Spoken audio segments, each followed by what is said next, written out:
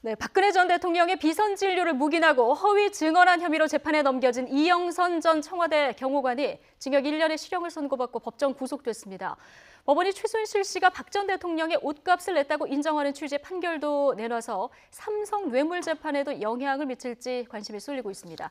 자, 사회부 최재민 선임기자 연결해서 이영선 전 경호관의 판결과 관련한 의미 좀 짚어보도록 하겠습니다. 최재민 기자 나와 있습니까? 네, 사회부입니다. 예, 법원이 불구속 기소됐었던 그 이영선 전 경호관의 혐의를 모두 인정하고 법정 구속을 했는데요. 이 전 비서관의 혐의 정확히 어떤 것이었습니까? 네, 그 이른바 기치료 아줌마 같은 비선 진료를 묵인하고요. 탄핵 심판 당시 그 위증도 있었고 국회 국정조사 청문회 불출석 그리고 차명 전화 개설입니다. 법원은 이 전 경호관의 혐의를 모두 유죄로 인정해 징역 1년을 선고하고 법정 구속했습니다.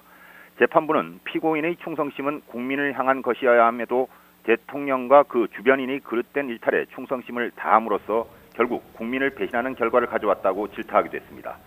비선 진료와 삼성 합병 압박, 정유라 특혜 비리 사건에 이은 국정농단 사건에 대한 네 번째 유죄 판결입니다. 네. 특히 주목할 점은 박영수 특검팀이 옷값 대납을 근거로 박 전 대통령과 최순실 씨가 경제 공동체다 이런 주장을 펴왔었는데요. 법원이 그 주장에 일리가 있다 이렇게 봤다는 점이에요? 네, 이영선 전 경호관은 최순실 씨가 그 의상실에 갔을 때 휴대전화를 옷에 닫고 최 씨에게 건넨 영상이 나오는 인물이죠. 이때 그 최 씨가 의상비를 현금으로 지급하는 장면도 나옵니다. 이와 관련해서 재판부는 대통령의 의상을 제작했다는 증인들이 그 법정에서 박 전 대통령 또는 이 전 경호관으로부터 의상 제작비를 받아본 적이 없고 최 씨로부터 그 돈을 받으면서 출처가 박 전 대통령이라는 말을 들어본 적이 없다고 진술했다며 박 전 대통령에게 그 대금을 받아서 최 씨에게 줬다는 이영선 전 경호관의 주장은 설득력이 없다고 판단했습니다. 최순실 씨가 박 전 대통령의 옷값을 냈다고 인정하는 취지의 판결입니다. 예, 특검의 반응이 궁금한데요. 어제 판결문을 박 전 대통령과 최 씨 재판의 증거로 제출을 하기로 했죠. 네, 특검은 박 전 대통령과 최 씨가 은밀하게 통화하기 위해서 차명 전화를 개설한 사실과 박 전 대통령이 의상 대금을 지급한 게 허위라는 점이 인정됐다고 평가했습니다. 이어 박 전 대통령과 최 씨가 매우 밀접한 관계라는 점을 보여주고 최 씨가 받은 경제적 이익을 박 전 대통령이 받은 것과 같게 평가할 수 있다고 법원이 인정한 것이라고 설명을 했습니다.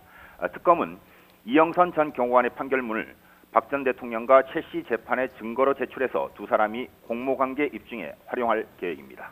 예, 삼성 측도 어제 판결에 상당히 신경을 쓰겠어요. 네, 그 뇌물재판은 박 전 대통령과 최순실 씨, 이재용 부회장이 사실상 한 묶음입니다. 이 부회장의 재판이 박 전 대통령과 최 씨에게도 절대적인 영향을 미친다고 볼 수 있습니다. 공무원이었던 그 박 전 대통령과 공무원이 아닌 최 씨가 뇌물수수의 공범이 될 수 있는지는 이재용 삼성전자 부회장 뇌물재판의 주요 쟁점 가운데 하나인데요. 이 부회장 측은 제3자가 받은 뇌물을 공무원이 받은 뇌물로 보려면 그 이익이 그 공무원에게 일부라도 그 귀속이 돼야 되는데 승마 지원의 이익은 모두 최 씨에게 귀속됐기 때문에 뇌물죄가 성립되지 않는다고 주장하고 있습니다. 네. 자, 어제 이영선 전 경호관에게 실형이 선고됐을 때 방청석에서 소란도 좀 있었다면서요?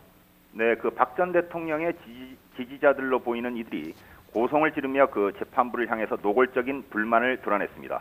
일부는 이 전 경호관을 향해서 힘내라고 외치기도 했고요. 법원은 만일의 사태에 대비해서 방어원들을 추가로 투입해서 급히 그 법정에서 취재진과 방청객들을 모두 내보냈지만 일부 방청객은 법정 앞에서도 계속 고성을 질렀습니다. 예.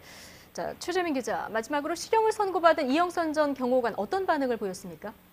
네, 그 재판장은 이 전 경호관에게 변명할 기회를 주겠다고 말하자 이 전 경호관은 차분한 목소리로 재판부의 판정을 무겁게 받아들이고 있다며 이후 여하를 막론하고 국민께 죄송하게 생각하고 있다고 답했습니다. 재판장이 구속됐다는 사실을 부인에게 통지하면 되냐고 묻자 이 전 경호관은 네라고 답한 뒤 방원의 안내에 따라서 법정을 빠져나가 구속 피고인 대기실로 들어갔습니다. 예, 자 여기까지 듣겠습니다. 사회부 최재민 선임기자였습니다.